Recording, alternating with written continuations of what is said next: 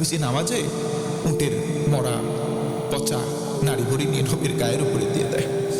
কত কষ্ট, কত প্রতিবন্ধকতা তৈরি করে। নবীজির চেহারা মোবারক, একবার সূর্যের দিকে তাকায়, একবার নবীজির চেহারা মোবারকের দিকে তাকায়, জায়গায় দাঁড়িয়ে তারা বলতে বাধ্য হয়, সূর্যের আলো নবীজির চেহারা মোবারকের কাছে অম্লান হয়ে যায়। আল্লাহু আকবার।